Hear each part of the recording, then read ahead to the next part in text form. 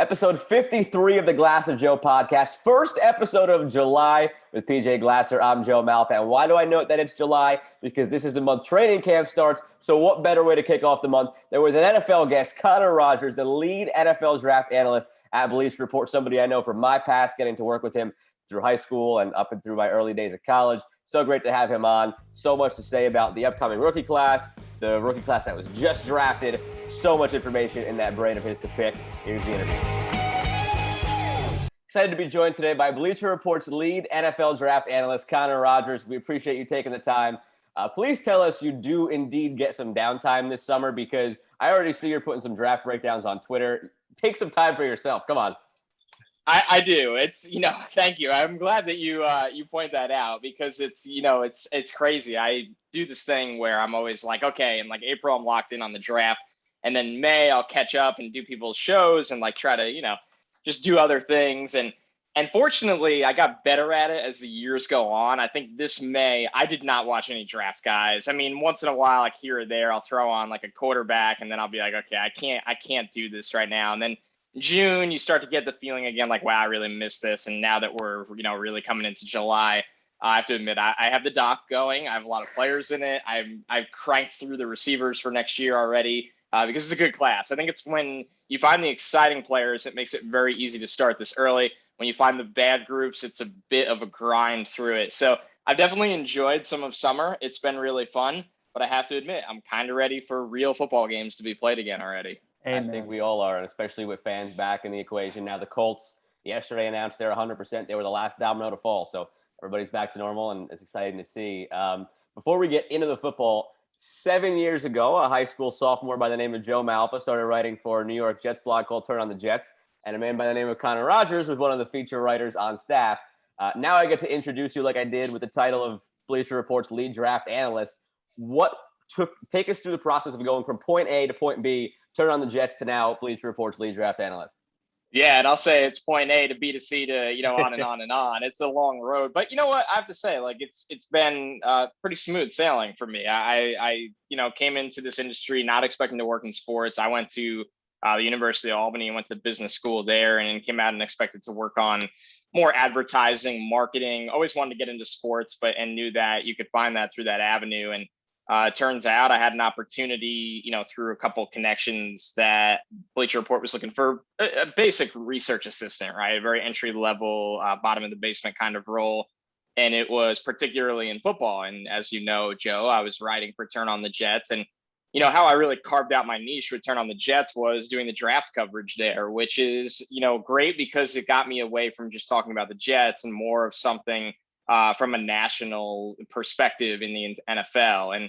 And that led me to really knowing a lot about, more teams than the Jets. So I took the role at Bleacher Report. I actually passed up on better money elsewhere. And I don't regret that at all, because it led me to an avenue of, a long commute. I used to commute 6 hours round trip a day because I just didn't have money to move down to the city yet.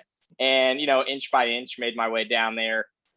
Worked my way through different producing roles at Bleacher Report, and eventually started the Stick to Football podcast with Matt Miller. That was draft centric at a time where there just were not a lot of draft shows, not a lot of year-round draft coverage. And, we've seen faces come and go at Bleacher Report, whether it's Chris Sims, whether it's Matt Miller. And it kind of let me go up a ladder to become the lead draft guy. And I think that, it's an interesting job because we don't do it like TV. And I think that was the most challenging part. Was we're not going to spend 20 minutes on a player and, you get all the first round guys for a long time, and that's really it. We're going to do instant analysis with grades and reactions and go through picks, at least through the first 5 rounds and a lot of things like that. And I think that's what makes our coverage very different from TV. And there's a lot of good about both of them, but I'm very fortunate to be put into that role.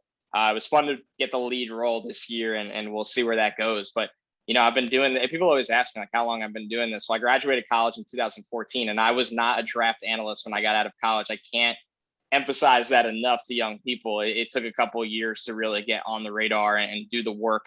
I would come home and do the work while eating dinner, right? That's the thing that, like, I had a day job to do at Bleacher Report that was not watching film all day, every day. I had times where I got to do that, but that was, that did not come first or second. So I did this work on the side for a lot, and all I could say is I'm really glad that I get to do it during my actual day job hours now.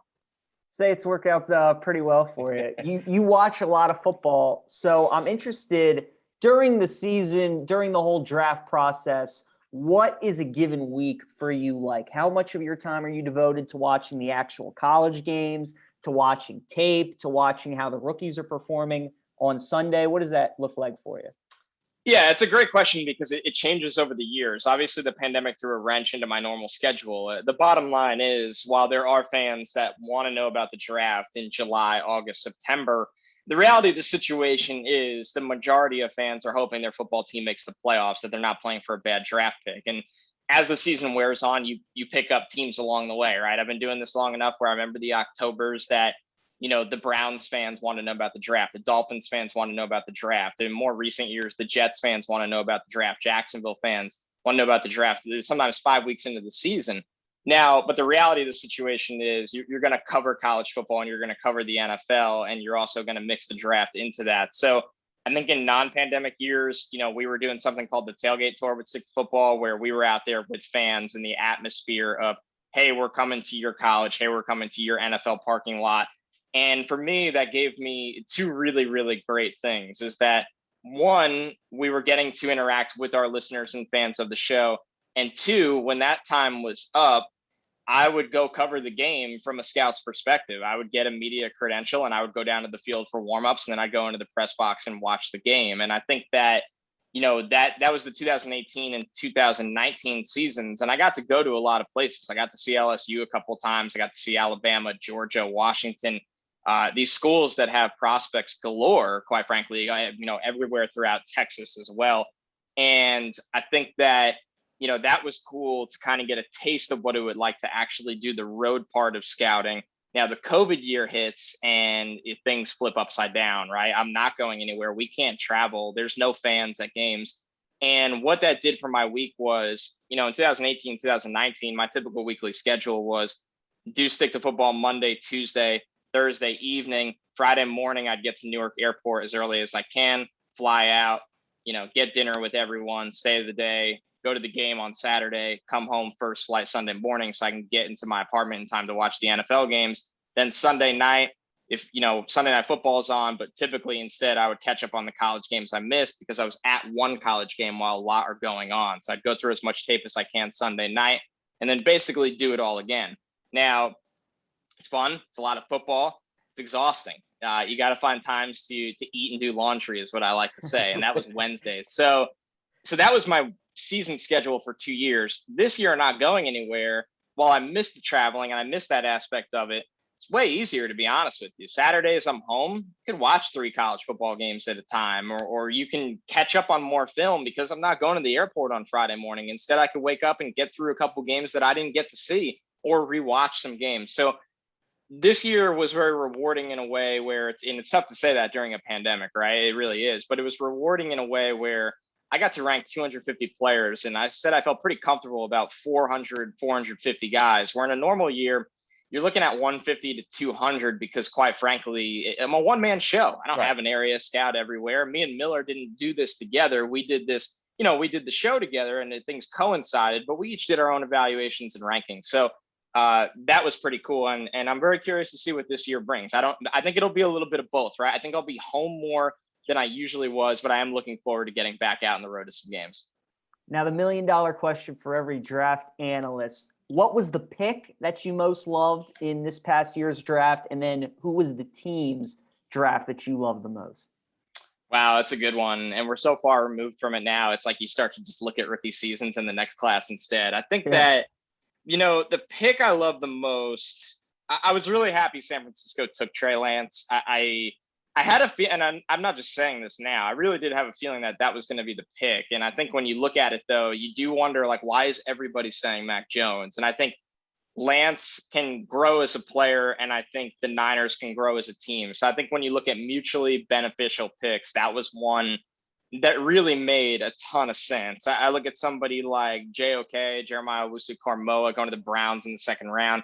That's just really good value. I know there was some medical detections there, and that's why he fell, but I think he'll be a great player for them. So I think Elijah Moore is going to do a lot of great things for the Jets offense from pick 34. So I think, this was one of those years where I felt like teams did a lot of good things. I liked the 49ers draft. I felt like they got starting level, caliber talent across the board. I think the Lions did a really nice job as well. When you look at getting Penei Sewell where they got him, but then they beefed it up on day 2 and got 2 pieces for their defensive line, one in the pass rush mold, one in the run stopping mold. They got a wide receiver in Amon-Ra St. Brown very late as well. That could be a starter for them. And Jared Goff needs targets for that offense. So, but the Lions and the Niners did a really, really good job this year. There was a lot of teams that I looked at and felt like they got value with their team needs as well for at least 2 picks. So it's one of those years where I didn't come out of it hating a lot of drafts like you typically can. But those were the 2 that really stood out to me. Now, when the dust settles, who do you have pegged as the offensive and defensive rookies of the year this year?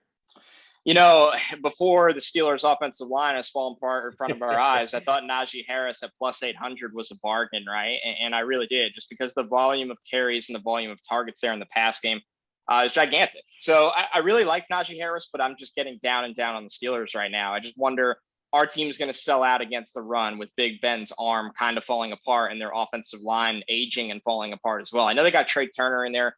Trey Turner had a really bad year last year. I know a lot of people aren't talking about that. The wheels have kind of fallen off the bus there. So hopefully he could bounce back. If it's not going to be Najee Harris, you just look at the quarterbacks. I don't think it'll be Trevor Lawrence. I don't like his situation in Jacksonville. I don't think Justin Fields is going to start right away where it's him. Trey Lance is a bit of a wild card. Of course, Zach Wilson has a lot of weapons to work with. I think when you look at it, though, it's, it would be Najee Harris and everyone else. It's not typically a wide receiver award. Kyle Pitts will get a lot of targets, so it can go a lot of different ways. But, I'm going to stick with Najee, but you do have to have serious concerns there. And it was a bargain at plus 800 for a reason, and then it shot up to plus 500. So it tells you that a lot of people threw some money on that. Defensively, this is a weird one because you're usually looking at production. That's how they judge it. I like Jalen Phillips a lot. I think he's the pass rusher Miami needed. I think that you could see 8 to 10 sacks there as a rookie. That would be really, really exciting. Obviously, this pass rush class left a lot to be desired. There was no Chase Young. There was no Bosa brother at the top. But we kind of been spoiled over the years, even going back to Myles Garrett, what the pass rushers have looked like at the top. I think Jalen Phillips has that talent, but there was medical questions, and that's why he fell. So it wouldn't shock me. He probably is a little bit of an underdog, but I think Jalen Phillips could have a big year. Yeah, it might be a homer pick, and I tried to separate Jets fandom to reality. I genuinely think Zach has a chance at it just because, like you said, the weapons he's got, the offensive lineman he's got. PJ gave me some flack for it, but he came around to realizing that it's a possibility as well.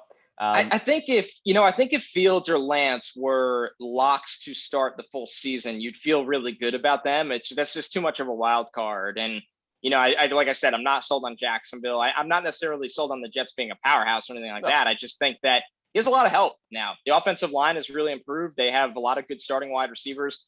I think they're going to run the ball too much that might take him out of the contention for it. But at the end of the day, this is a quarterback award, and there's just questions about every single guy. And same with Mac Jones with Cam Newton being in New England. Mm-hmm.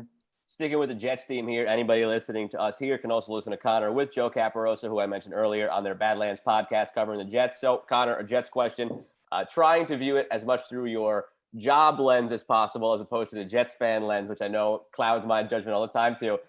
Just how transformative can this 2021 draft class be if Joe Douglas truly hit on all these guys? And I know I'm excited about it just talking about it. So, well, it's going to define them one way or another, right? You're either going to have a franchise quarterback or you're not. You're either going to have, a big trade for Elijah Vera Tucker pay off into an all-pro caliber guard, or else everybody will think it's an overpay. You probably got a committee running back in Michael Carter that can kind of be your Devonta Freeman, what he was for 2 to 3 years in Atlanta.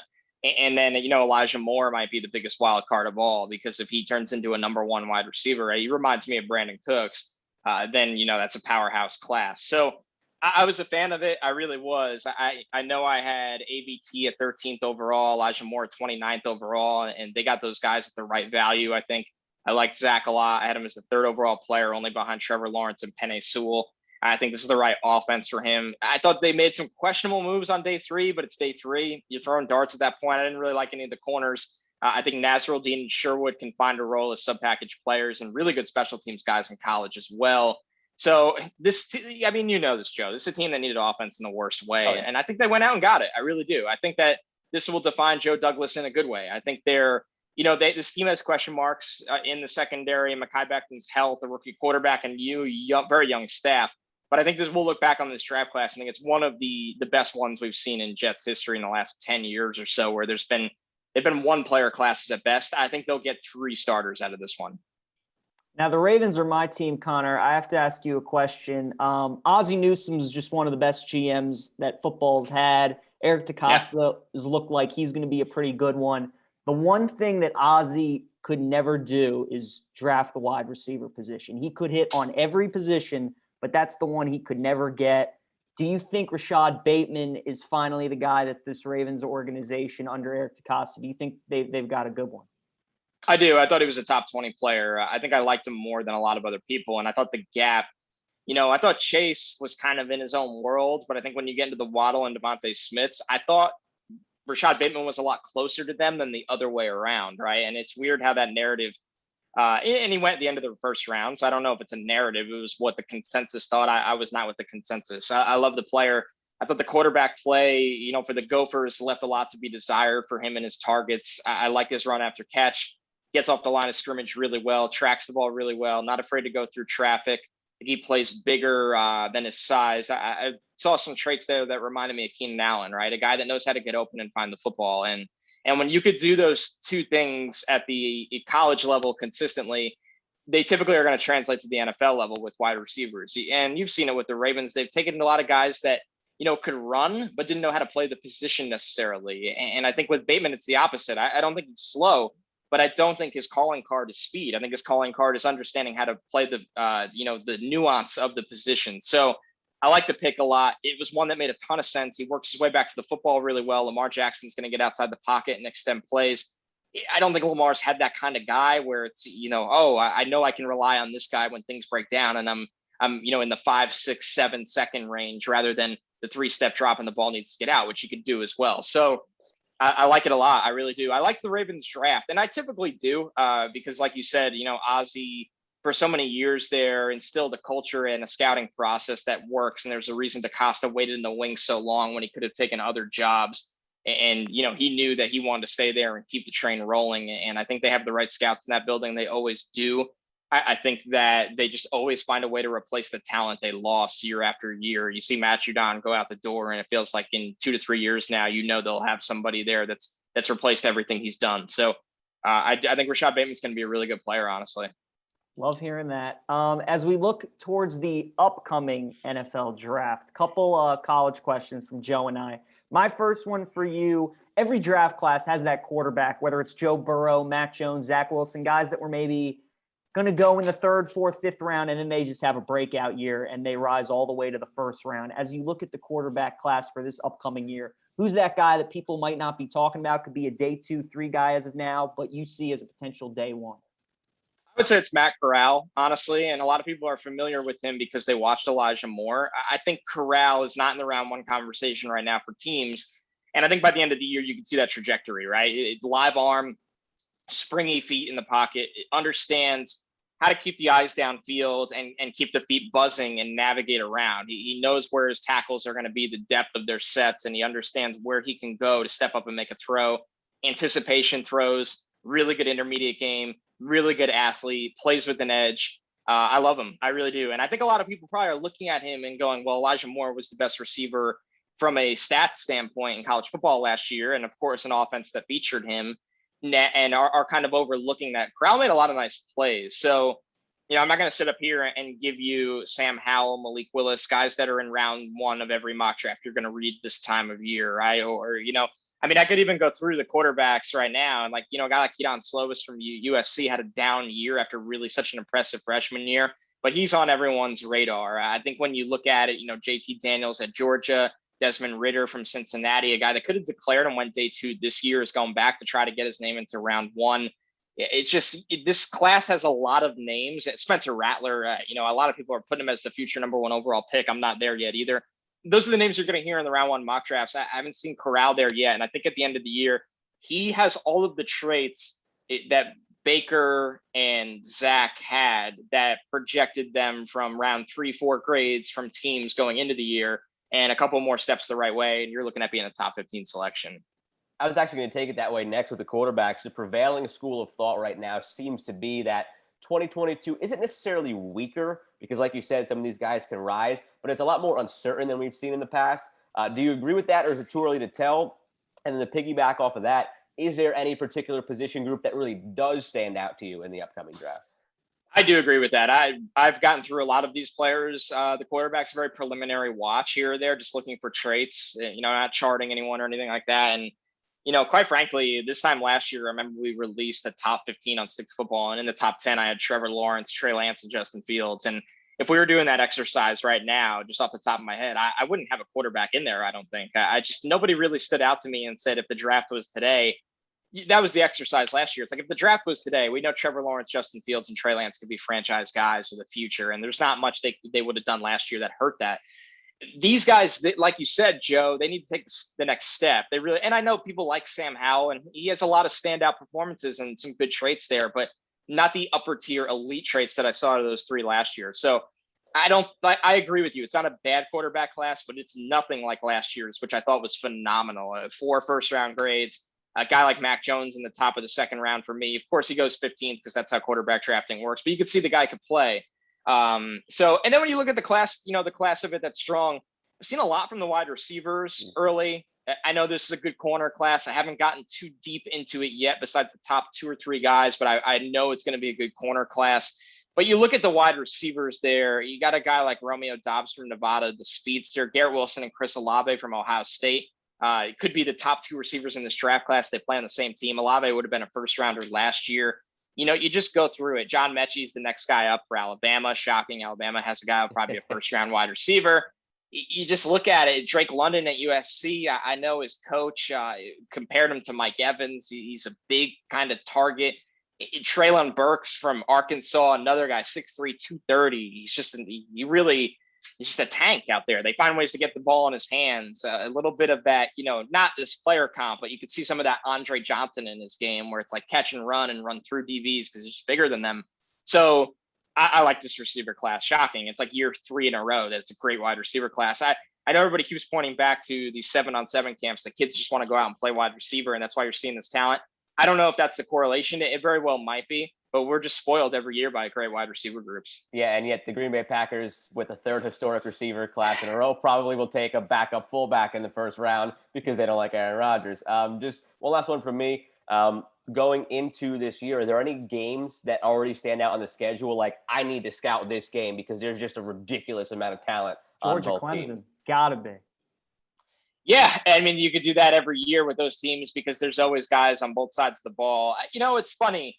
When we get closer to the season, I start to really outline those games because I wanted to, write out, hey, what am I going to be watching on the big screen and put everything else down on the little screen. But right now, I'm just trying to kind of make my list and make sure I know going into every game the numbers I need to watch. That's really what I use June and July for, is that, okay, if I'm watching, a team like Ohio State, I know Olave and Garrett Wilson are guys that I want to watch almost every week. And if I don't watch the Ohio State game live, I'll go back into my system and watch their snaps. And, but who am I missing, right? Is there a left guard on that team that I should be watching? Is there, a slot corner that's finally getting a chance to start that I should be watching? So this time of year is a really good time of year to kind of scale it back and look at those things and figure that out. And I've taken a peek at the schedule so far. And like you said, with Georgia Clemson, we're spoiled with really, really good matchups, and you don't have to look too far to find at least one of those every week.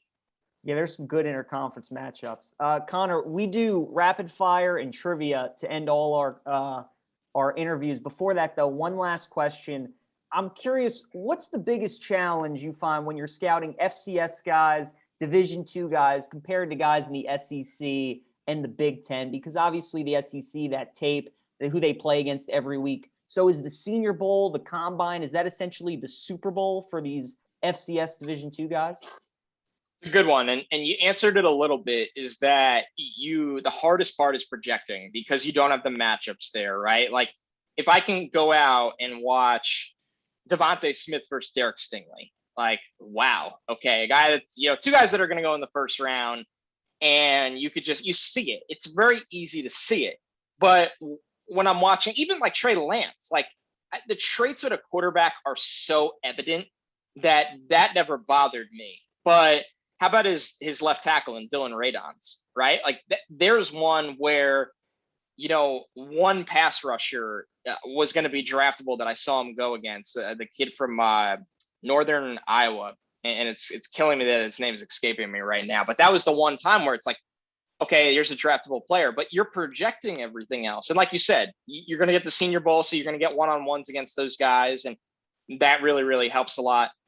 I think the real biggest one that you can miss on is projecting athleticism, right? A guy can look really athletic on a field with bad athletes, and then he shows up to the combine or a pro day, and it's like, wow, the numbers are really, really mediocre. Or you just might miss something, right? Like you're like, there's just things you might miss. You might see a guy that's just running away from the defense every time, and you're like, okay, who cares? And then he goes and runs a 4.3, and you're like, oh, he would have been running away from guys in the SEC as well. So I think figuring out and projecting, or figuring out athleticism and projecting what the player could be are definitely the two toughest parts when you deal with that kind of scouting. All right, so we got the Swift 7 for you, and then we got a trivia question. So 7 rapid fire questions. First one for you. Ranking the college football rivalries 1, 2, and 3, the Iron Bowl, Ohio State, Michigan, and Texas, Oklahoma. What would your rankings be? This is hard because Michigan has been like, normally for me, this is a no-brainer. Like to me, I get the most excited about Michigan, Ohio State, and I think those fans do as well. I'll say, this might be a hot take. I think the Iron Bowl is the best one in terms of competitiveness. And I know it skews one way, like a lot of these rivalries do. All right, maybe competitiveness isn't the right way. I think it's the one that I care the most about. Then I'd say Michigan, Ohio State. Ironically, I think Texas, Oklahoma is always the closest of those three.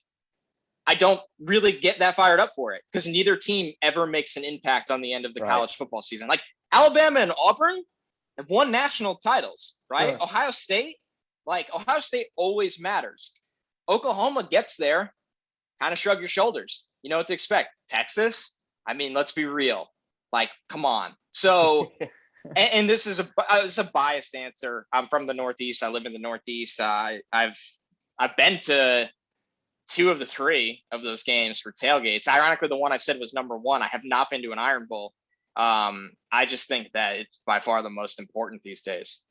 What do you guys think? Well, it's funny. I went to Alabama. Yeah. So the Iron Bowl personally for me is actually a little overrated. The one game I saw. Okay. My expectations were so high and it just didn't live up. Bama LSU to me is. I went to the last one at Tuscaloosa. The one, I mean, at Tiger Stadium at night, to me, that's pretty good. It's the best one. I can't see many games beating that in college football. I've got Ohio State, Michigan at 1. Even though it's so one-sided, I still think that is just the game. Gus Johnson's always on that game. It's the one every year. But I just need Michigan to not suck again and make it more interesting. I think it's the best rivalry of the 3. I don't think it's the best game anymore. I didn't add Army Navy because that to me is just in a different, that's my favorite. Category. Yeah, and that's my favorite as well. Expanded playoff. Did you love it or did you hate it? Too many teams. It's only going to keep. They're going to complain every year that more teams need to be in it, and then you're going to start to negate and kill the regular season impact. And they're already starting to do that. So there's a lot of ways to go about this, right? I think that if you go with 8, you sit there and go, okay, well, you're going to have every Power 5 winner, which makes sense. And then you could define what you want your 3 wild cards to be. And if you go with 6, you could still do that. And then you could get a crying UCF in it if they go undefeated or whoever you want. And you can give the teams bye weeks, because I also am not a fan of just running these guys into the ground before they go play. If you're risking a lot of things, and college football does not care about this. So there's really no point of, crying about it. But if these guys are playing more games, then you're going to have worse talent at the Senior Bowl, or you're going to have more injuries, or you're going to have worse football. I just think we're starting to oversaturate the college football playoff when we get into these extraordinary numbers. Number 3, for the upcoming season, are you taking Bama, Clemson to win the title or the field? Ooh, I'll take Bama, Clemson. I would love to take the field, but there's just no one that in the field that I'm sitting there and going, of course, Ohio State's always in the mix. Right. I'm not naive to that, but those two teams, if you're asking me right now, Clemson should be a powerhouse. I mean, they really should. And the fact I get Bama thrown into that's it for me. So would you take Clemson real quick? You think Clemson will win that week 1 game against Georgia? I do. I think it's a lot more interesting, though, than it typically would be. I think Georgia they always have a ton of talent, but I think it's really gelled well together, this group. I think there's some continuity there with Georgia that might not always be there, although they usually get guys to go back to school. But I don't know, man. Yeah, I think DJ is just going to be a monster on the college football level. A monster. The fact people are not talking enough about what he did, what he was thrown into last year. It's because they can't say his name. They don't want to keep talking about it if they're going to keep messing up his name. I think so. And I think that when you're the guy taking over for Trevor Lawrence, it's like the hardest job in the world. And man, I don't know. I just think people are not appreciating it enough. Yeah, DJ's he's good. Number 4, who's your favorite draft prospect you've ever evaluated? Ooh, that's a great question. Wow, favorite I've ever evaluated. First that comes to mind, the dude that you just fell in love with when you watched it. It could be like a 6th, 7th round guy too. Carl Lawson. Carl Lawson was one that, you know why? I'll tell you a quick story why. Because he's on the Jets now? Well, that helps. I am a fan of that. I loved Carl Lawson when he got to Auburn, and I was like, this dude as a recruit just looks like a star in the making. And then he was great for Auburn, and he was great in fourth quarters where you really could tell a lot about a pass rusher. And I remember having an argument with a guy that year that was a scouting, like a director, and it was just like, oh, he's not that good and he's hurt. I know he had a medical red flag that year at the combine, which is why I went in the 4th round. And I was much younger at the time, and really, I didn't factor in the injury, and I kept him in the 1st round. And I've missed a lot on those guys over the years, right? Whether it's I missed an injury, I missed a character flag, and it's been some of my biggest misses along those lines. But with Carl, it was like, okay, he's much better than a 4th round player. The medical flag has not really held him back a ton. And he just continues to surpass expectations over and over again. And he was one of my favorite prospects I've ever evaluated, not from like, I had him number 1 or anything like that, just from like this guy's really good. He's been passed on for 3 rounds, and he just turned into a really good NFL player that got $15 million a year from the team that I grew up rooting for. There you go. Number 5, blank will be the best quarterback from the 2021 class.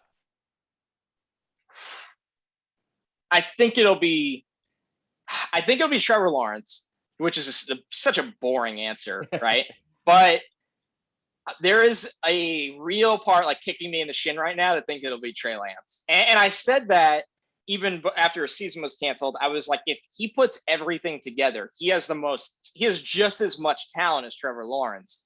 But we just don't know. I mean, he threw like 300 pass attempts in college at an FCS school. So, and he goes to the Niners, which is a great situation. So I think it'll be Trevor Lawrence, but I got to be honest, guys, I hate everything they've done around him. Oh, God, yeah. I don't like Urban Meyer in the NFL level. I don't like their personnel staff from scouting. I don't like their plan right now for Travis Etienne. I don't like their offensive line. I don't like any of it. And he's a great prospect, and I think they, as a franchise, still have some big steps to take. Number 6, sporting event number 1 on your bucket list to attend.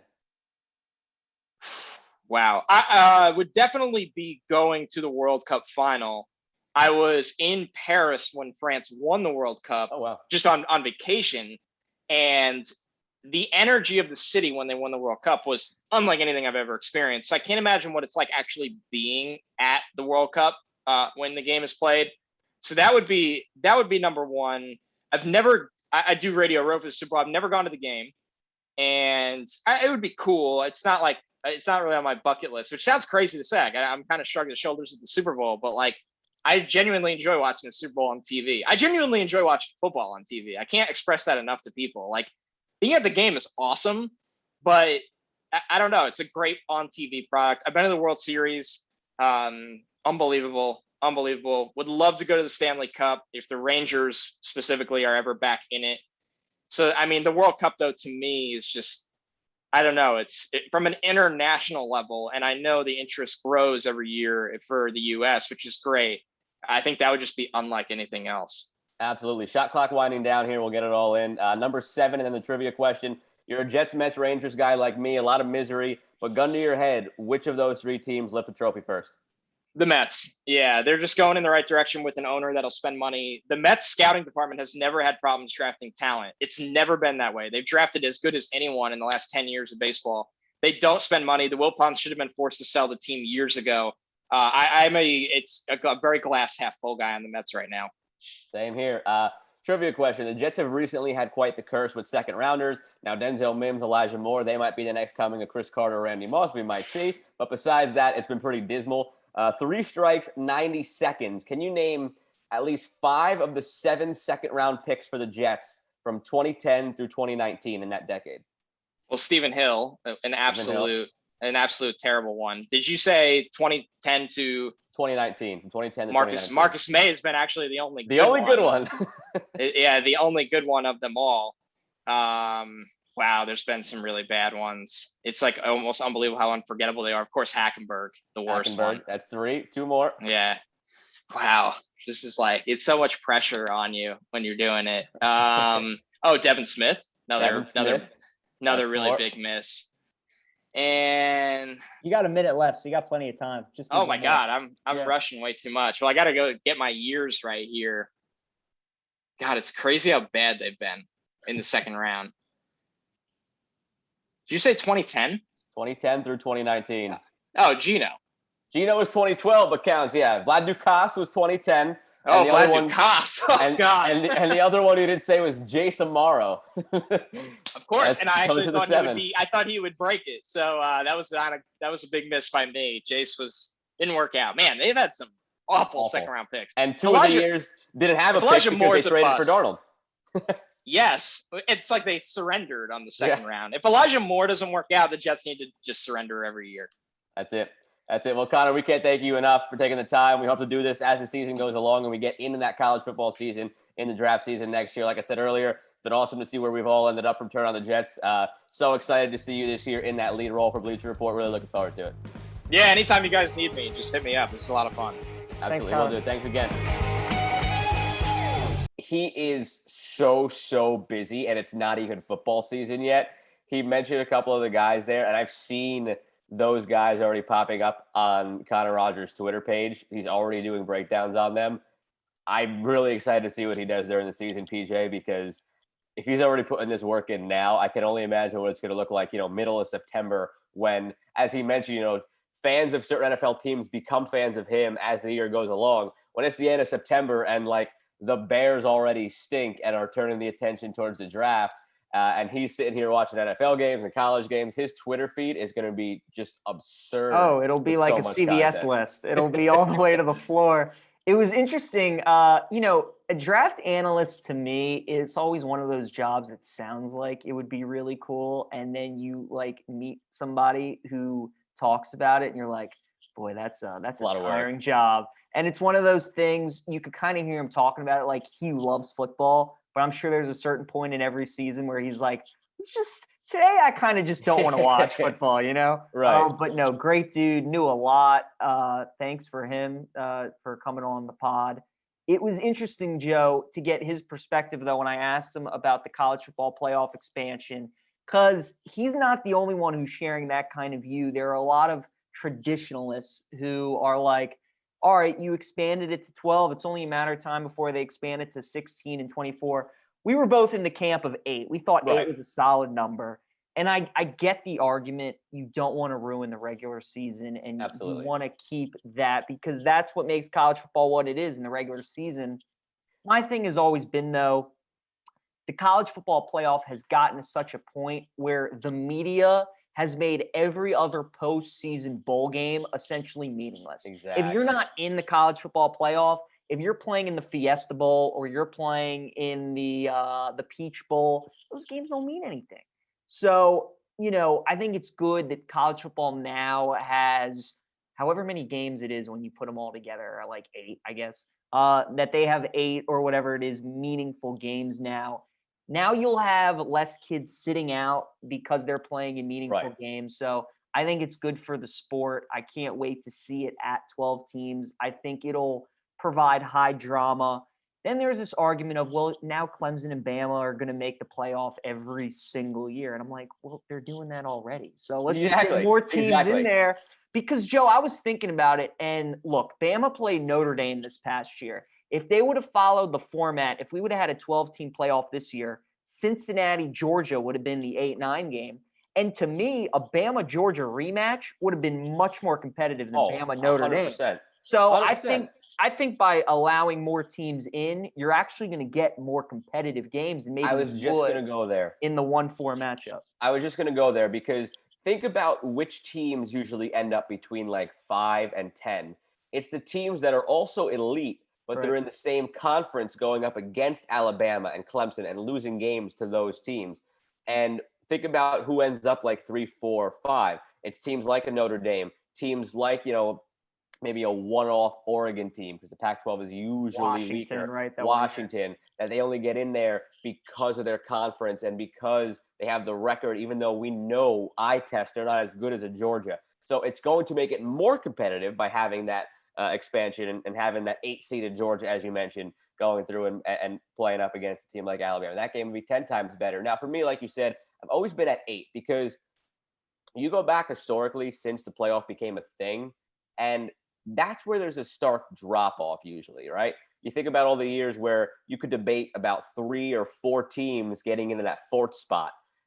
After 8, that's where there's usually a big cutoff because now you're getting into teams that have 3 losses. There's usually about 7 or 8 teams that are either undefeated, 1 loss, or 2 losses, but they're good losses. Then there's a drop off. So 12, yeah, you're probably going to get some 3-loss, lucky to be their team at 10, 11, or 12. That's just going to get slaughtered by whoever they go up against in the end. Now, granted, they wouldn't go up against an Alabama or a Clemson because in a 12-team format, you're going to probably have the top 4 seeds having buys. So they would be going up against, 12 would be going up against 5 and 11 against 6. So it wouldn't be a total bloodbath. But again, you're going to oversaturate a little bit. And to Connor's point, like, yeah, it's extra games too, an extra chance for them to get hurt. But all right, those teams are going to go play a meaningless bowl game anyway. How about play a meaningful game and maybe pull off an upset, maybe create that excitement? So I wanted 8. 12 is probably too much. But if your options are stay at 4 or go to 12, I'm picking go to 12. I don't think anybody would argue 100%. Against that. If you're in favor of expansion, you're taking some expansion, even if it's a little bit too much, over none at all. And especially now with, finally the big ball dropping with name, image, and likeness, like it's going to be awesome to see what a lot of these players can do. I know some of the logos have come out already, players with their personal branding. I don't know if you've seen Spencer Rattler's. Spencer Rattler's logo is phenomenal. It's like an S mixed with an R, and the S is a snake, like a rattlesnake. It's awesome. Yes, it's that was great. very good. There's going to be a lot of fun things. It was funny, on my Twitter line. So Bo Nix, the Auburn quarterback, signed a deal with Milo's Sweet Tea.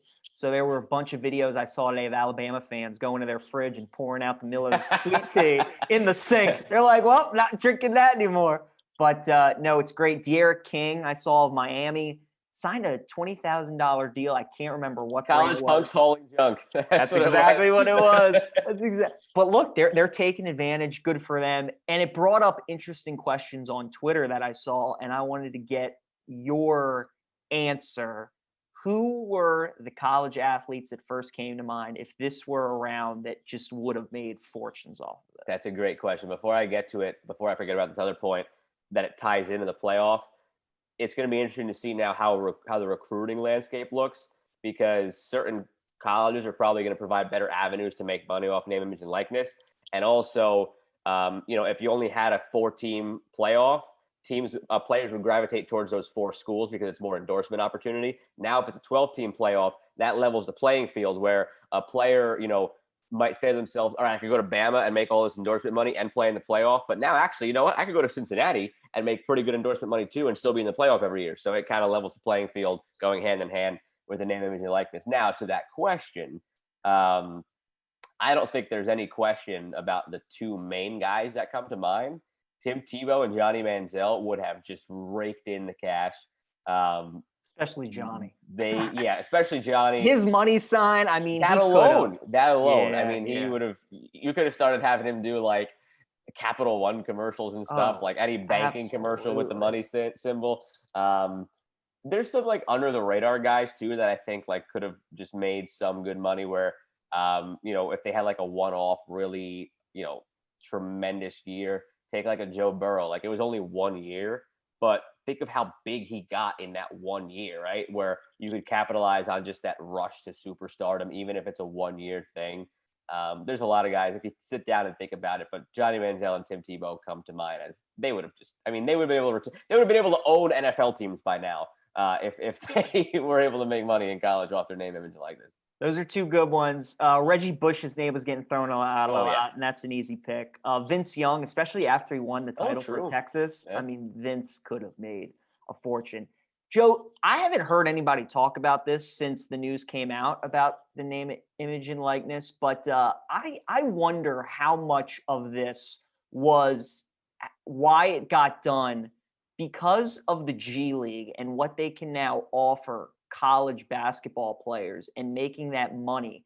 I wonder if the NCAA was like, look, they're going to take a lot of our top guys, and this avenue allows them now to make not the money that they would be making in the G League, but definitely some money and still allow them to play college basketball. Because a guy like Zion, I mean, he could have just, with his brand, he could have made tons of money. Jimmer Fredette, Kemba Walker, just some of those guys that come to mind of just dudes that took college basketball by storm and what they could have done. So that was the first thing that came to mind was I loved this for college basketball because now I think more players can benefit off it. The G League will still get some of their guys, but I think not even the G League. Think about where the NBA is right now. The NBA is probably on the precipice of doing away with the one and done rule anyway. So now you're going to get picking the NBA for the top tier talent is still probably going to be the way to go. Like a Zion without the one and done rule would have gone straight to the NBA. But you start looking down the board at guys who are maybe projected out of high school to have been in that like 6 to 10 range.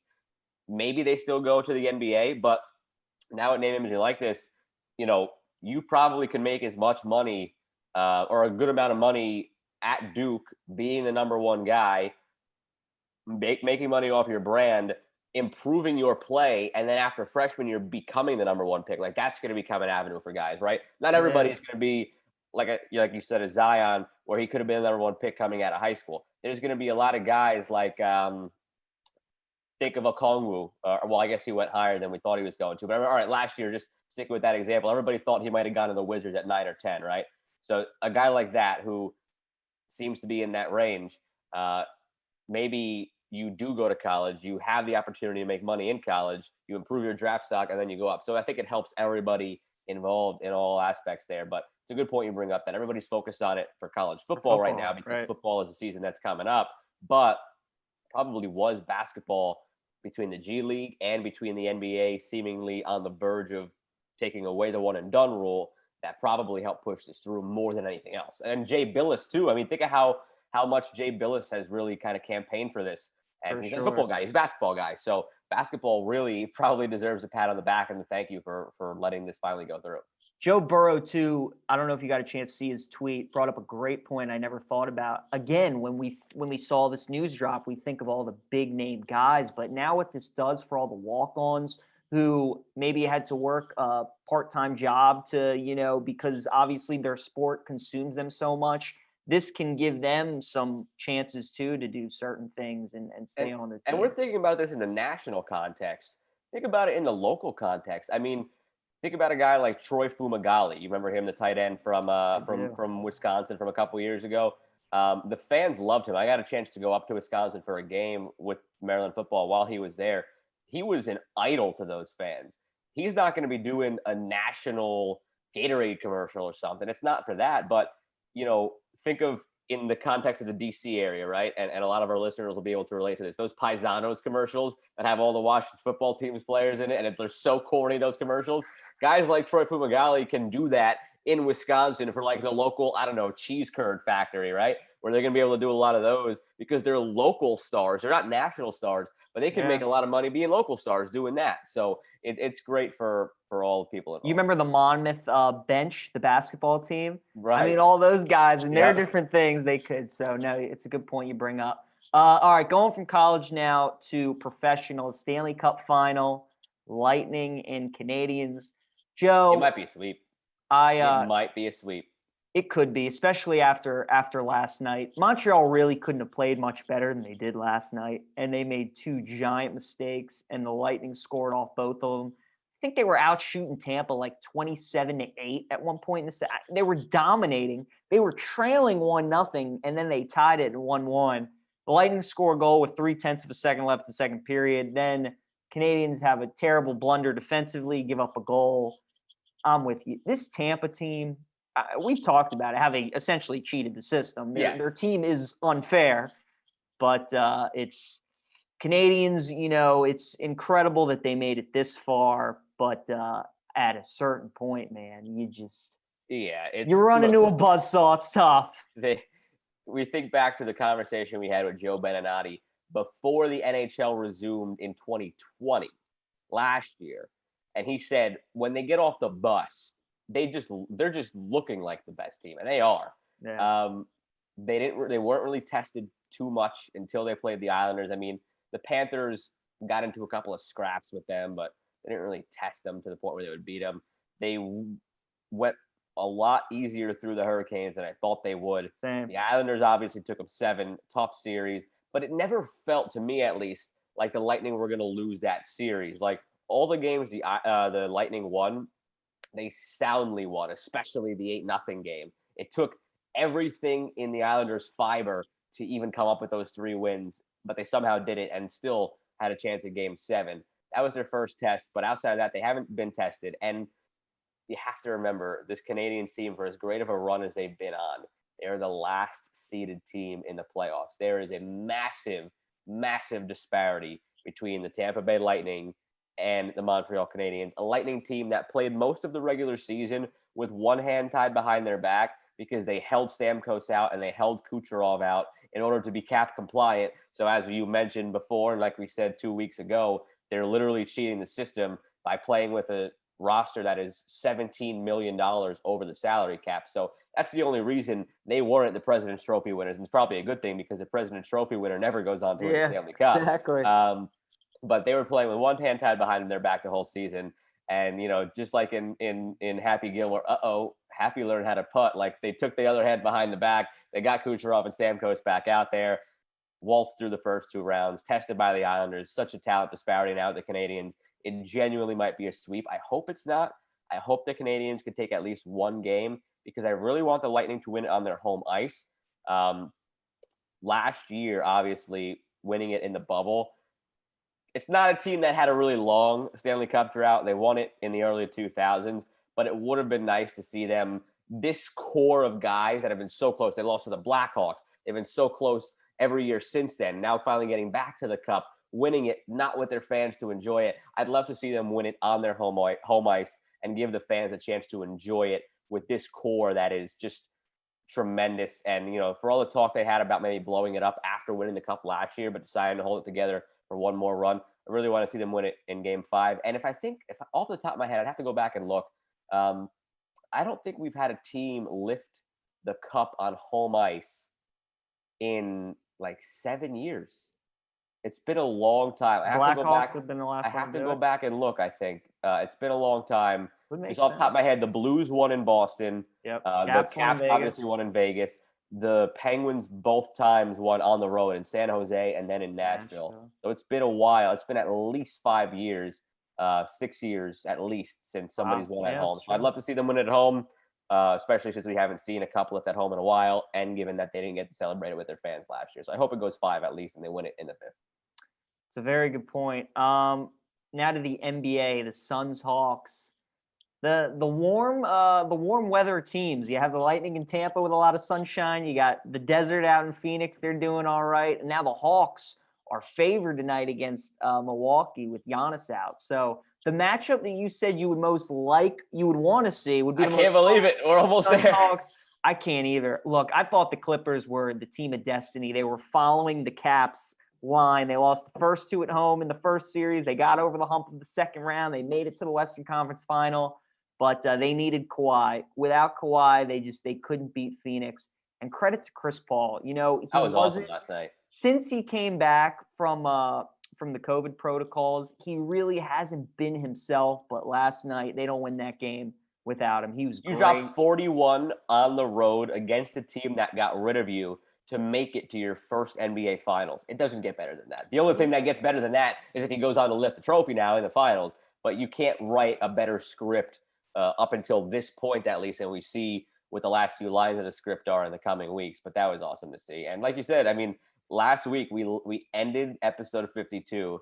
What is the NBA Finals matchup that you would most want to see? Not that you think will happen, but that you most want to see. And I said, I don't really see Suns Hawks happening, but I'd love to see. And PJ, we're close. We're close to seeing it. That'd be such a fun series. I really hope that turns out. This has been my favorite NBA playoffs maybe ever. Because in the NBA, you know, there's usually not much parity. And we went into this postseason saying the potential. Brooklyn and LA was obviously the favorites. And that was my finals. It was tough for me to see those teams, if they didn't get injured, not making it. Obviously, injuries have happened to every team. It's opened the doors to everybody. And credit to the Suns. They've really been the survival of the fittest. They've been the team that hasn't been truly bothered by injuries.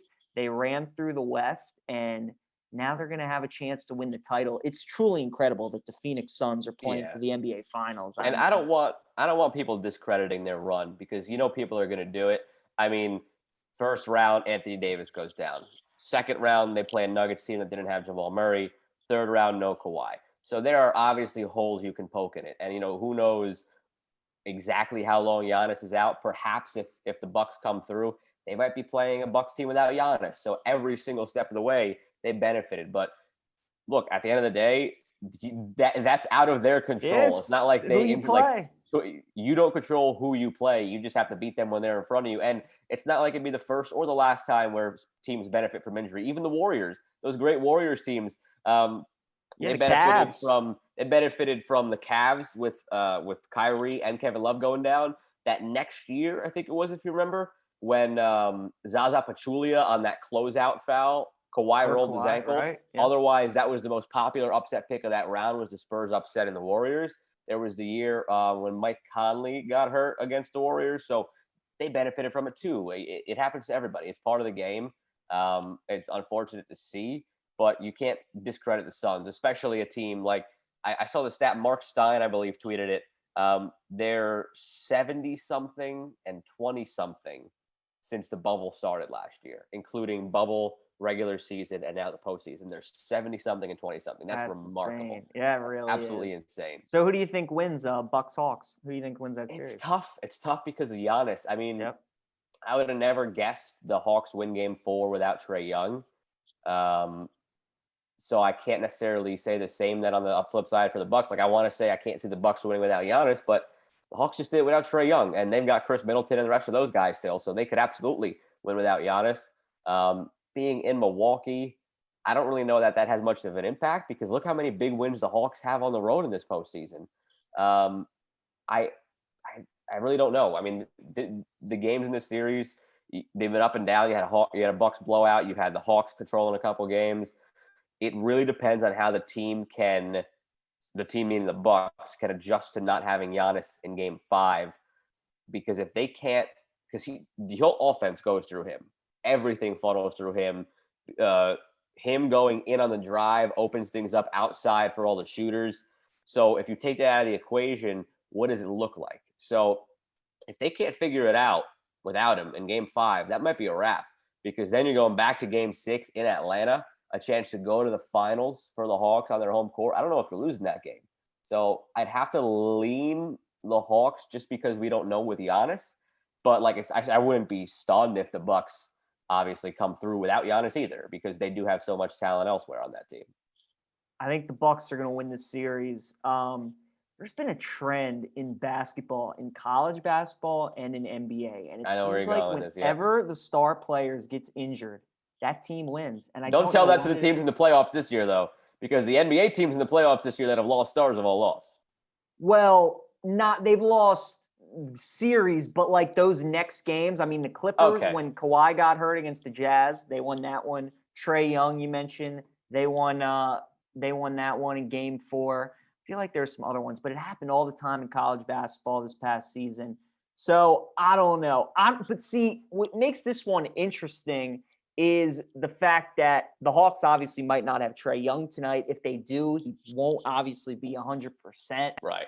But the Bucks know they need this game. They're going to treat this like their game 7. I expect Middleton to play really, really well. Drew Holiday is going to have to play great. This will be a good game tonight, but I think the Bucks win tonight, and I think they win the series. Wouldn't surprise me. And I just want to make a point here about LeBron, what he said, that, he predicted this at the beginning of the season, and he's not surprised seeing all the injuries. I don't think that's really a legit kind of case to be made here, because you think about all the guys who have gotten hurt in this postseason, except for James Harden. James Harden is the only exception. All of the stars that have gotten hurt in this postseason, you could point to a collision or a fluky slip or fall that led to their injury directly. The only one that came up with a soft tissue injury just by running the floor was James Harden. Trae Young tripped on a referee. Right. Anthony Davis crashed going to the basket. Giannis crashed falling from the basket. Kawhi was a knee-to-knee collision. You keep going to Embiid. Exactly. Everybody was a collision or a slip or fall. So I get what he's saying.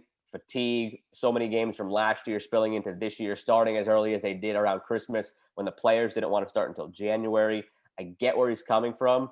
And maybe in the regular season where we did see, some soft tissue injuries to the calf for Kevin Durant and the hamstring for James Harden. Now those I didn't totally believe were fully injuries. I think they were just buying time until they got to the postseason. But you saw others across the league where you had those injuries. So maybe a case to be made for that in the regular season. But I think it's really circumstantial now to kind of pound the chest and say, hey, I was right. I get what he was saying for the regular season, but if you parse through it here, I'm not going to blame Adam Silver in the NBA for all these injuries, because again, every single one of the guys, except for James Harden, had a collision, a fall from the basket, or in Trae Young's case, flukily tripping over the referee's foot. So it's not the NBA's fault. I'm going to give Adam Silver some slack here because they're not injured because of the NBA condensing the season. Every single one had a specific instance that got them hurt. Yeah, it's a good point. All right, over to baseball now. We had our buddy Ryan Wormley on 3 weeks ago, I believe.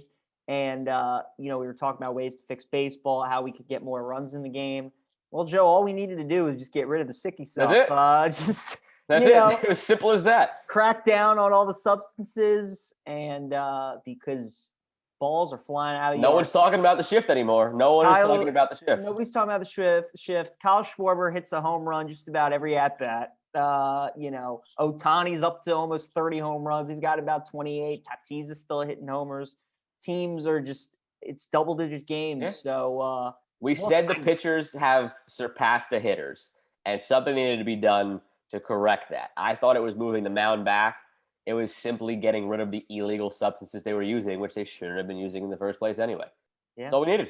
RPMs, and the data backs it up. RPMs on pitches are way, way down, and run scoring is way up. I was listening to Greeny's show today, and Hembo had a great stat.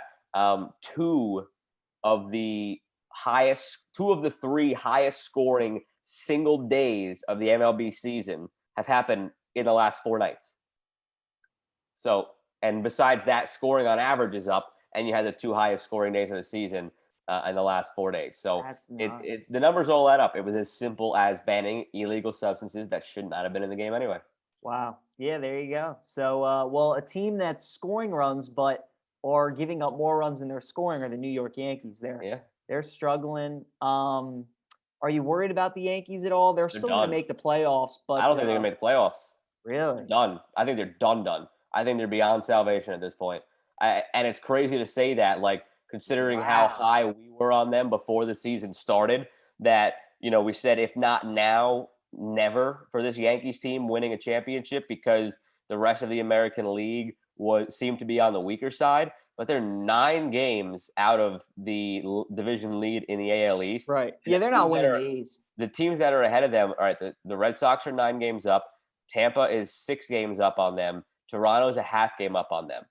Looking at just those 4 teams, and being that we are back to a normal MLB postseason with just the 2 wild cards, they're not even going to finish in the top 3 of their division. So mathematically, they can't make the wild card. And then you start expanding it and looking to the rest of the league. I mean, right now in the wild card standings, they're looking up at Toronto, the Mariners, the Indians, the A's, and the Tampa Bay Rays. They're not catching all those teams. They're not probably catching the teams in their division, I don't think.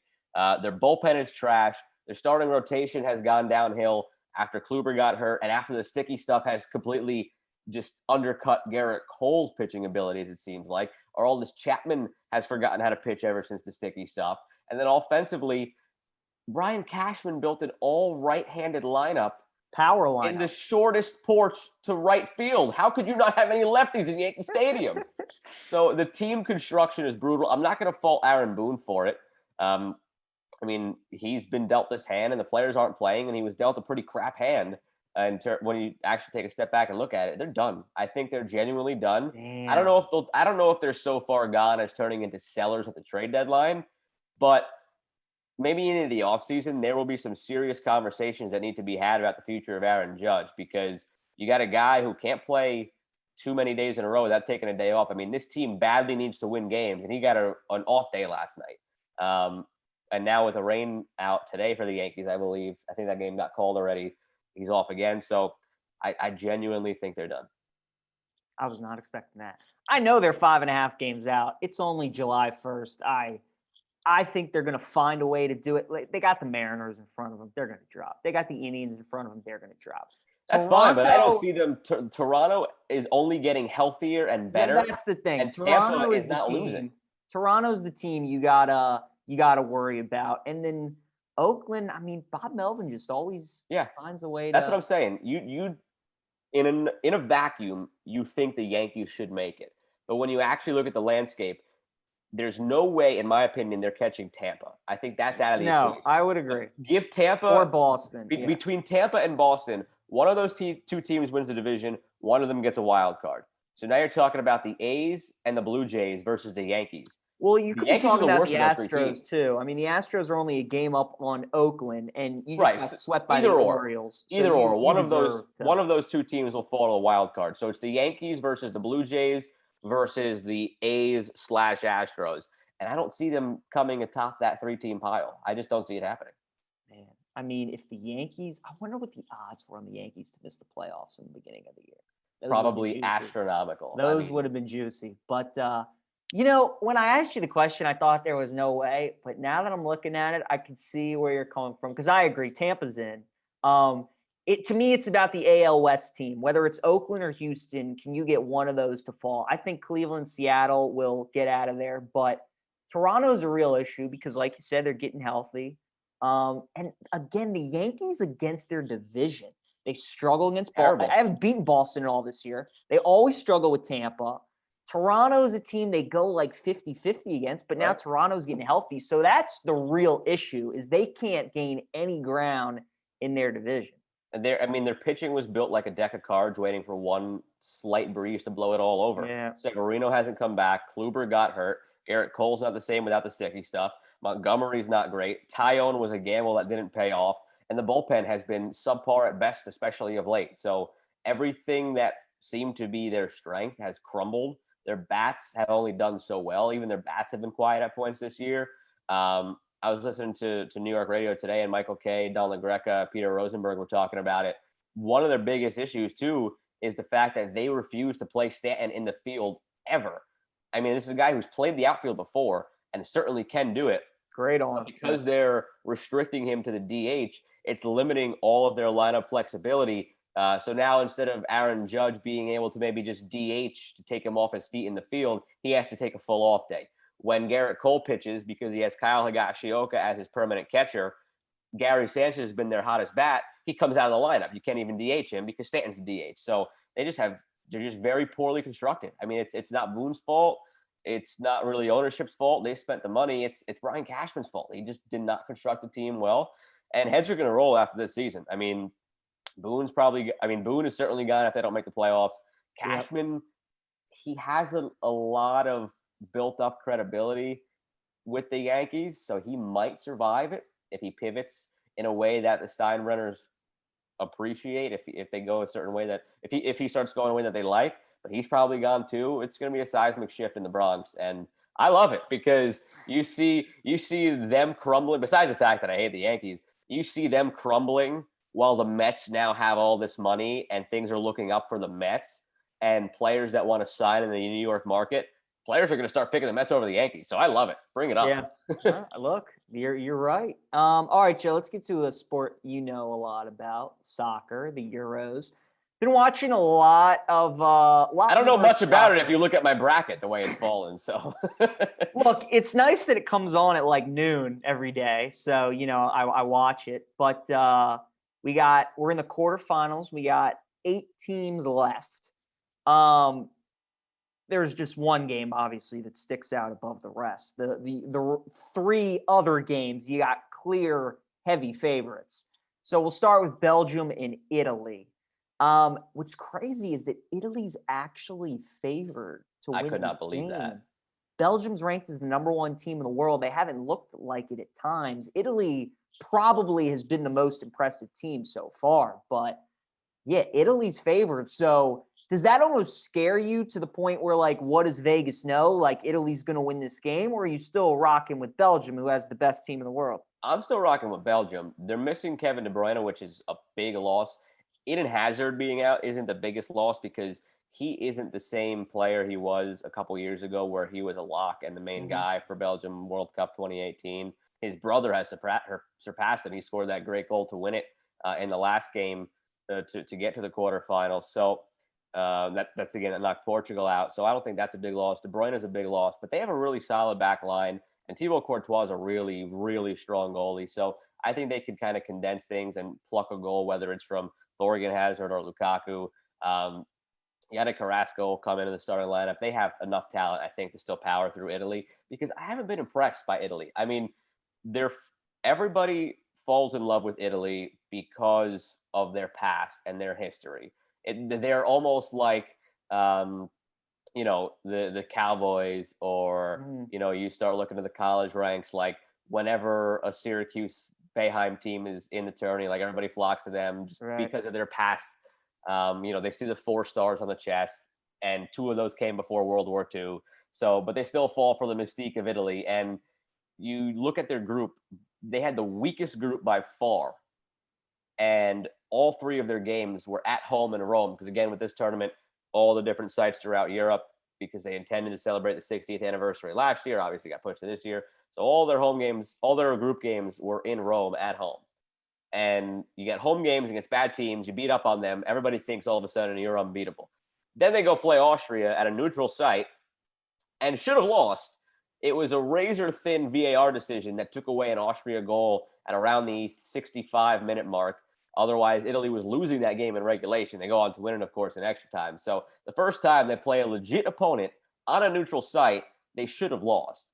And again, Belgium's a much more talented team. So it stunned me that they're favored. I know the injuries come into account here. I'd probably lean towards that game being a draw in 90 minutes and see what happens after that. But I think Belgium gets through. And even if Belgium doesn't get through, I don't think Italy makes for the final because going down the bracket then in the next game here with Spain, I think Spain doesn't have much trouble at all getting through their matchup. And Spain against Italy has tried to mirror themselves after Spain in terms of the style of play, it seems like.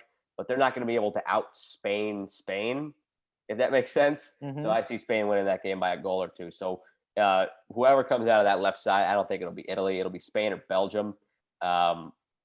Picking between Belgium and Spain, though, is difficult because if Belgium beats Italy, I would have Belgium over Spain. If Italy beats Belgium, I'd have Spain over Italy. So to be determined on who I think comes out of that side now for the final. But I definitely see Spain coming through theirs, at least on that side of the bracket. That day of soccer where it was France and Switzerland and Spain, and who did Spain play? Croatia. Croatia. That was That was my kind of soccer joke. Don't give me these 0-0 games. Give me some 5-3s, 4-3s. That'll never happen again. I mean, man, loved it. That was, I mean, not even in terms of the goal total. I mean, just back-to-back games, both of them 3-1. Yeah. Because a team scored 3 unanswered goals after going down 1-0 early. And then the goals they conceded were in the last 15 minutes. And the tying goal both times were in the 90th minute. That'll never happen again. Oh, it was insane. That was awesome.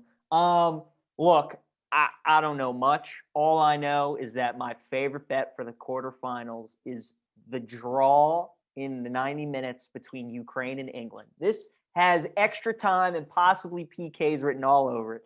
You know, everybody and their mother is going to be betting England. Everybody. I mean, everybody. If there's a game that anybody looks at and you're like, who's the biggest lock to make it to the semis? Everybody's saying England, 100%.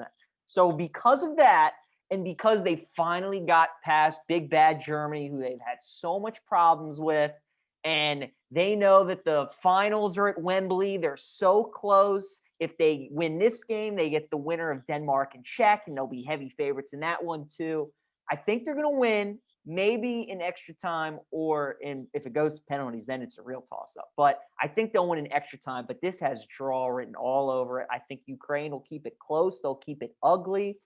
England, you know, they haven't really looked very impressive. Until Germany. Until Germany. You've talked about Italy. They drew with Scotland in their first game. They beat Croatia 1-0. And then, you know, in Germany, they came out really flat in the first 10, 15 minutes. Then they woke up. Then in the second half, they looked very good. But this game just has total. The only problem with it, went all over it. The only problem with that is it would have to be 0-0, I think, unless Ukraine gets a fluky penalty or something where just a very, very lucky break that goes their way, because Ukraine is a very defensive team and England hasn't given up a goal this tournament. So I don't see Ukraine, just from the run of play, scoring on England. So it just comes down to, can they bend but not break for 90 minutes and go scoreless through 90? That's the only problem. I don't see that happening because there are some leaks at the back for Ukraine. England might win it 1-0. They might win it 2-0. I think my bet for that game, one of the bets for soccer that I've liked for the Zero tournament is batches of score lines. So England to win 1-0, 2-0, or 3-0. Yeah. That would be the one, because I don't think they'll give up a goal to Ukraine. I think 1-0 could be a popular pick because, again, if Ukraine really hunkers down, England scores maybe later on in that game. But in a game like that, if they score before the 80th minute, England, if it's late but it's before the 80th, as long as they've got 10 minutes at least with a 1-0 lead, the way Ukraine's going to have to open up, they might get another. So that's why I would say 1-2 or 3-0 instead of just betting 1-0, or just pick England to win 2-0 as a bet. But yeah, I see where you're coming from, just fading a massive public favorite, kind of France was against Switzerland. Yeah. The difference, though, is Switzerland is actually a really solid team, and they don't get credit for it. And again, you asked me this question, what would this be the equivalent to if it were the NCAA tournament? And you said, I think, initially you thought 3-14 or something in that neighborhood. And I told you, I don't think in a tournament like this, unless you get a really, really just massive disparity, which you can't really get in the Euros because a lot of the European teams are good. You can get it in the World Cup. If you have a team that sneaks through, a Panama, maybe makes the World Cup from CONCACAF and they get an easy group and they go through and it's France against Panama, you could have it. But France against Switzerland, France is ranked second in the world, and they're obviously one of the best teams. Switzerland is 13th. It's not like Switzerland is really low down the totem pole. They're the 13th ranked team in the world, and they have a lot of talent. So especially when penalties are possibly in the equation, I told you it was more like a 7-10 upset, and the odds would suggest it was even like an 8-9 because the draw being in the equation changes the way the odds are distributed in soccer versus basketball. But in 8-9 matchup, you're usually going to have the favorite being like a -150 favorite. France going into that game was only a minus 140 favorite to win in 90. So it wasn't that big of a difference. Now, the way they lost was crushing for them and for anybody involved. Right. But yeah, I think, though, there's a bigger gap between England and Ukraine. Oh, So yeah. I would Ukraine's feel plus I would 800. yeah, I would feel more comfortable going with the public side in this game than I would have in France, Switzerland, because Switzerland's such a disciplined defensive team and they have some dangerous, potent attacking options. And you think to the group stage too. I mean, Ukraine only got through as the third place team, and barely by the skin of their teeth on the last day of the group stage got through. So there's a much larger gap between England and Ukraine than there was between France and Switzerland. The formula for FIFA World Rankings is kind of crazy, and it's somewhat hard to figure out. Ukraine is ranked 24th based on the point system. Realistically, I don't see them as a top 40 team in the world. And England on the point system is ranked 4th. That's probably about right for them. So it's a much larger gap than the France-Switzerland game was. Gotcha. Now, the last one there, Czech Republic and Denmark. Everybody in the world is rooting for Denmark, Absolutely. except for people from the Czech Republic. So hopefully Denmark goes through in that one. And they're the better team, and I think they will. That was one. I changed my bracket going into the knockout stage once the bracket was set and we had seen group stage matches. I should have never touched it. Never should have touched it. Now, my winner the whole time was France, so that was gone. But I initially had England over Denmark in the semis. I changed that to Netherlands over Sweden. And Sweden loses on a last-second goal to Ukraine. England obviously continues on. Netherlands get eliminated by Czech Republic. So my bracket went to hell. And you know what? That's fine, because it's been a great tournament, and it's made up for not having it last year. So. Sure. All right, last thing is the other thing going on in Europe, Wimbledon, pretty big tennis tournament. And the story with Wimbledon so far has been all the slips. We've had so many injuries. All the rain they've been getting. Serena had to forfeit because of her injury, so that's unfortunate. But Coco's still rolling over there. You got Federer and Djokovic playing. Do you think Djokovic wins Wimbledon? Do you think he can go 3 for 3 on the majors? It's tough to pick against him right now, the way he's played. I mean, I'd love to say Federer, but like he hasn't really played a lot recently, so I don't really know how much faith you can have in him. And then you start looking at the draw, and it kind of goes a bit in Djokovic's favor. The 2 seed this time around, who was the 2 seed? I'm trying to look back here. It was okay, and then Zverev as the 4 seed, so he'll have to go through some younger, more inexperienced guys. The 3 seed lost Djokovic already. Tsitsipas lost to Tiafoe. Exactly. I was just going there next. Tiafoe, Maryland Pride. Samantha, baby. Yeah, he got the win. So with Tsitsipas out of that side of the draw already, like it's opened up for Djokovic. It's hard to pick against him. He'll probably win it, and I don't like that. But you know what? Doesn't matter what I like when I don't. Hey, it sets up a lot of drama for the U.S. Open, where tickets will be like I saw tickets for like $700. That's crazy. No, thank you. And I hope Serena's okay, because I know she already opted out of the Olympics. I hope she's all right for the U.S. Open. She has plenty of time to recover. Hopefully it wasn't too serious of an injury. It was probably one of those, at least we hope, that like she couldn't continue on that day or for the next week, but like she'll be fine 3 weeks from now, because, you know, obviously it's been a long time since she's won. And if she could do it at the U.S. Open, which is basically her home, with fans back at full capacity, that's going to be just an incredible atmosphere. So that's what I'm really rooting for the U.S. Open. Some of the wind has been taken out of the sails for Wimbledon just because of the slips and Serena already having a withdrawal. Like I legit thought she had a chance to win, and but Djokovic probably there. The women's side, I have no clue. I mean, you go back at the list and look at all of the different women who have won since Serena last won her major, and I don't think maybe one person has repeated. I have to go back and look, but it's been like a different winner every single time. Probably Osaka would be. Yeah, Aside from Osaka's couple, nobody else has repeated as champion. And obviously she's not playing, so it's truly a free for all. All right, Joe, trivia time. You're still up by 2, 21-19. I actually like my question a lot for you. And give me yours first. And it's tough, but I'll give you I'll help you out a little bit with it. But my question is, so Mississippi State won the College World Series in baseball. Their first World Series title, but it was also their first title in any team sport, their first national championship. Wow. And ESPN put up a great stat that there are only 2 other Power 5 schools that have never won a national championship in a team sport. So one team's in the ACC, one team is in the Big 12. Can you name me the 2 teams that have never won a team national title? Okay, that's a good question. ahead. And this is men or women, or just men? Men Correct. or women? And obviously, it's not just football, baseball, and basketball. It can be swimming and softball and any team sport. Right. So go ahead. All right. So thinking down the teams in the Big 12, Baylor obviously is one. Kansas is obviously one.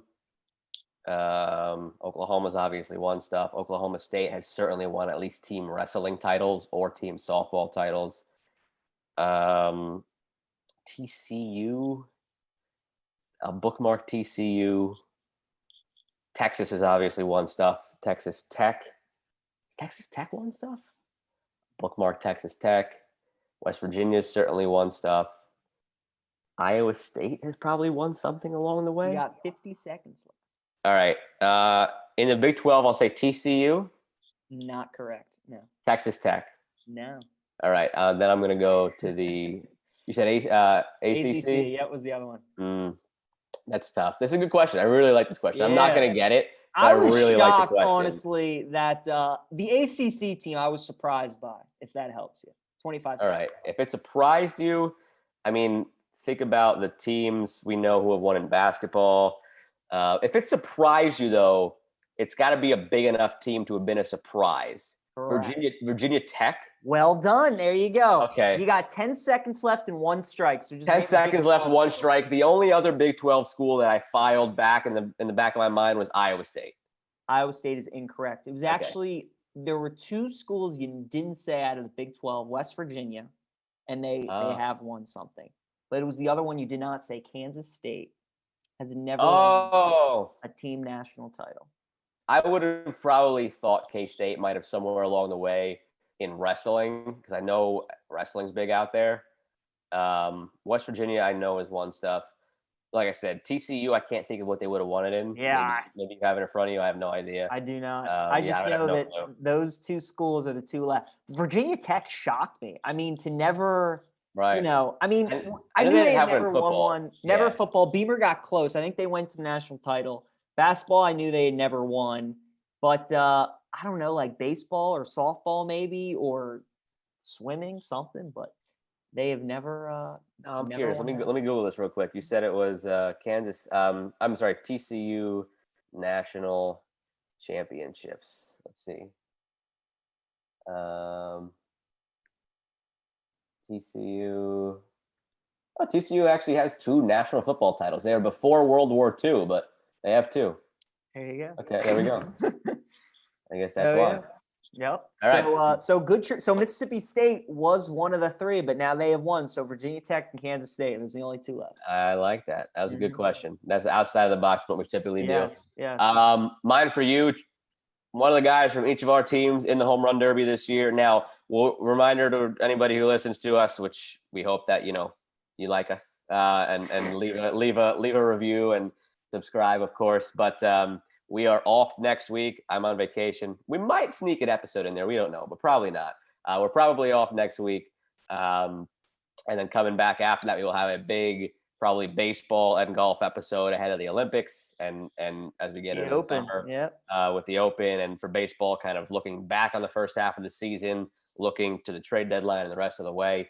So that's when we come back. But with that in mind, that it's going to be a big episode for baseball the next time we're here. And with Trey Mancini in the home run derby, and with my Pete Alonso in the home run derby, thought of a home run derby trivia question. Give me the 3 people who have more than 1 home run derby title. Only 3. All right. I know Cespedes is 1. Cespedes has 2 of them. Stanton, Josh Hamilton. I think Cal Ripken's one of them. Cal Ripken is not one of them. Oh, I thought he does have a home run derby win, but he does not have multiple. So 1 strike and you're only 20 seconds into it.